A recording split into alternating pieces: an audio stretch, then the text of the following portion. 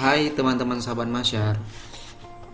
Kali ini kita akan membahas tentang suku Dayak Kanayan. Ada satu adat menarik dari suku Dayak Kanayan ini. Namanya adalah adat Tariu. Sebagai salah satu keragaman budaya Indonesia, adat Tariu ini sangat perlu untuk kita ketahui. Penjelasan tentang adat Tariu sangat jarang kita temukan dari berbagai literatur dan sangat minim pembahasannya di sosial media. Namun, bagi kita suku Dayak, tentu adat Tariu bukan sesuatu yang asing. Akan tetapi, bagi kebanyakan orang di luar suku Dayak, adat ini sangat jarang diketahui. Adat Tariu ini diakui memiliki misteri supranatural. Nah, bagi kamu yang penasaran tentang adat Tariu, yuk simak penjelasan ini sampai habis. Jangan di skip agar kamu tidak gagal paham antara fakta dan mitos. Berikut penjelasannya.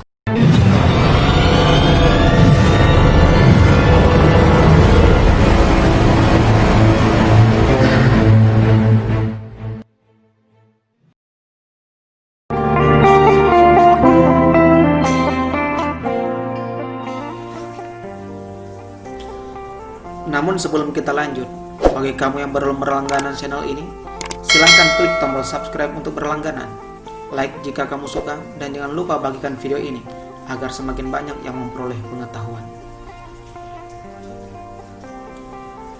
Adil Kak Talino, Bacuramin Kak Saruga, Basengat Kak Jubata. Dayak Kanayan adalah salah satu dari sekian ratus sub-suku Dayak yang mendiami Pulau Kalimantan.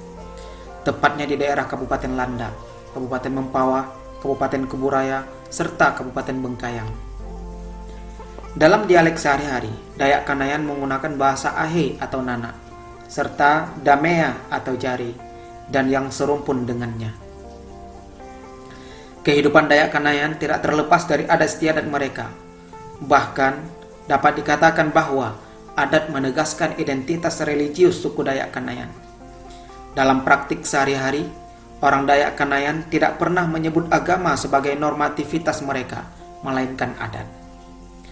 Sistem religi ini bukanlah sistem Hindu keharingan, seperti yang dikenal oleh orang-orang pada umumnya.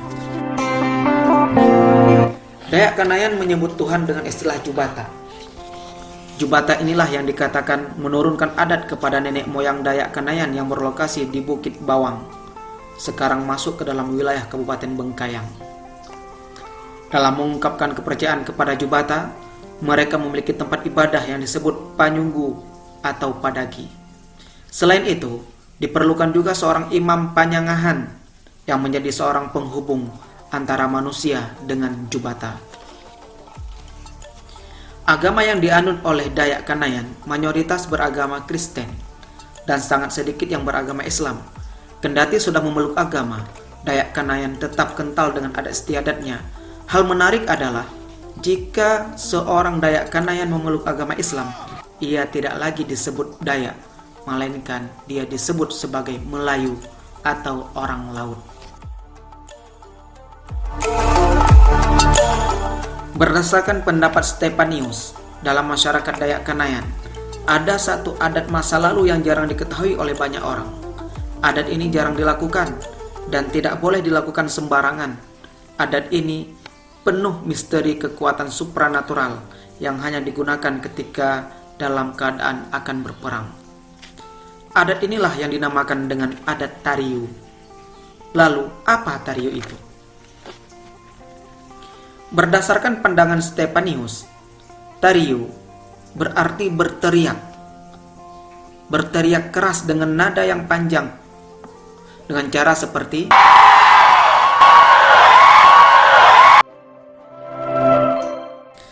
Tariu tidak dilakukan sembarangan, akan tetapi baru dilakukan apabila ada ritual adat Tariu. Pada zaman dahulu, adat Tariu dilakukan dalam rangka pengayauan atau bahasa kerennya dikenal dengan istilah headhunting, yaitu berperang mencari kepala musuh untuk upacara notong. Adat Tariu dilakukan oleh seorang panglima Dayak sebagai persiapan dalam memulai peperangan. Panglima akan membaca mantra memanggil roh-roh leluhur untuk meminta pertolongan dan kesaktian. Bila kondisi dalam keadaan genting atau darurat, adat tariu dilakukan di tempat-tempat keramat, pantula, panyungu, atau padagi. Meskipun begitu, mereka tetap bijak mempertimbangkan dan mengamati keadaan maupun kejadian yang sedang atau yang akan terjadi, terutama yang sedang mengancam keberadaan sebagian besar kelompok suku Dayak atau yang akan berpotensi menimbulkan konflik. Tariu merupakan warisan adat leluhur suku Dayak Kanayan yang tidak akan pernah punah. Mantra-mantra yang dibacakan oleh seorang panglima dan disertai teriakan tariu memanggil roh leluhur biasanya merasuki dengan memakan darah dan hati musuh. Prajurit yang dirasuki akan menjadi kuat, kebal, dan sakti. Bila jiwa labil tidak kuat, dia akan sakit atau gila ketika mendengar tariu. Teriakan tariu dilakukan secara bersama-sama dan serentak. Menurut cerita dahulu, bahwa roh-roh yang dipanggil pada saat tariu seolah-olah mendahului mereka pada saat berperang.